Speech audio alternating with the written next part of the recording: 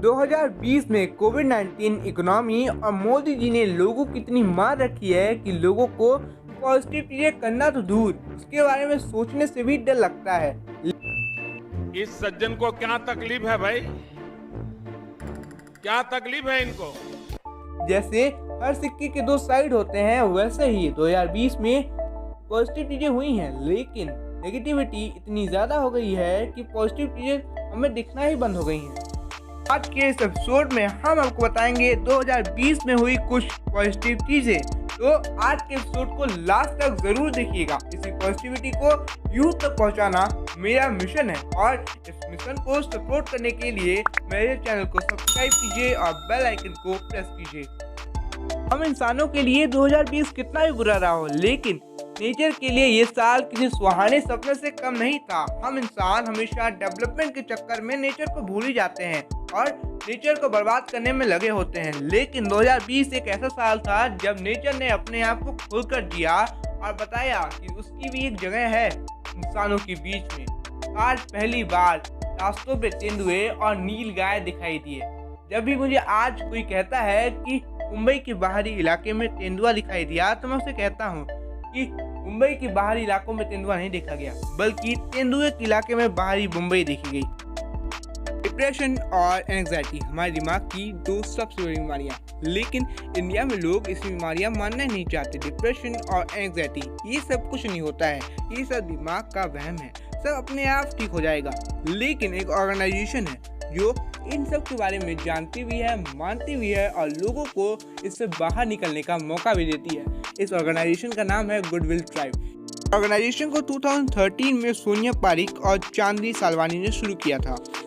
Organisation depression और anxiety से जूझ रहे लोगों को लेटर्स और ईमेल सेंड करती है, जिससे वो इस बीमारी से बाहर निकल सकें और खुश रह सकें। ऑर्गेनाइजेशन पहले ऑफलाइन काम किया करती थी, लेकिन अब ये ऑनलाइन आ गई है कोरोना की वजह से, और इसके बाद उन्होंने 186 वॉलंटियर्स की मदद से 100 से ज़्यादा ईमेल ऐसे लोगों तक पहुंचाया है जो एंग्जाइटी या फिर डिप्रेशन से जूझ रहे हैं। अगर आप चाहें तो खुद भी इस ऑर्गेनाइजेशन को ज्वाइन करके लोगों के चेहरे पर मुस्कान ला सकते हैं। बस आपको इसके लिए डिस्क्रिप्शन में दिए गए लिंक पर जाना है, उनकी वेबसाइट पर जाना है और रजिस्टर करना है एज वॉलंटियर। फूल मियाँ जो नॉर्थ दिल्ली में आम बेचा करते थे, उनका कार्ट एक दिन चोरी हो गया। उस कार्ट में करीब 30,000 रुपए का सामान था। चोरी होने के बाद वो काफ़ी ज़्यादा दुखी हुए और उनको कहीं भी मदद की आशा नहीं दिख रही थी, लेकिन एनडीटीवी ने इस चीज़ को अपने चैनल पर कवर किया और इसके बाद उनकी फ़ोटोज़ और वीडियोज़ वायरल होने लगी, जिसके बाद लोगों ने उनकी हेल्प की और करीब 8 लाख रुपए उनके बैंक में जमा कराए लोगों ने, जिसकी वजह से वो अपने इस परेशानी से बाहर निकल पाए। फिर एक दिन एनडीटीवी के इंटरव्यू में फूल मियाँ ने बताया कि जिसने भी ये काम किया, मेरे कार्ड को चुराया, वो बहुत बुरा किया, लेकिन जिस तरह से लोगों ने मेरी मदद की उसके लिए मैं बहुत ज़्यादा खुश हूँ और उनका शुक्रगुजार हूँ। लॉकडाउन और कोरोना के चक्कर में न जाने कितने लोगों की दुकानें बंद हो गई और कितने लोगों की नौकरियां चली गई।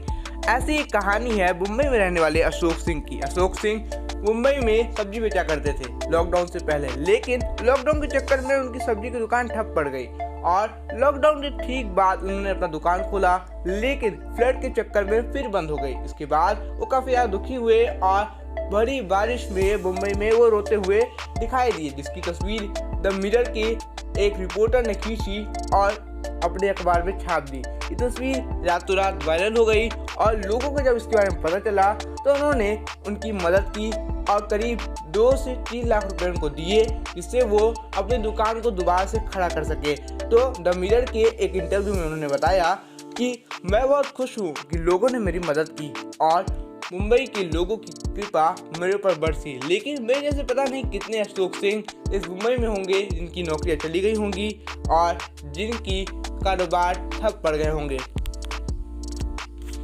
सोशल मीडिया की ताकत आज किसी से छुपी नहीं है। सोशल मीडिया चाहे तो किसी को एक दिन में स्टार बना सकता है और किसी को एक दिन में विलन।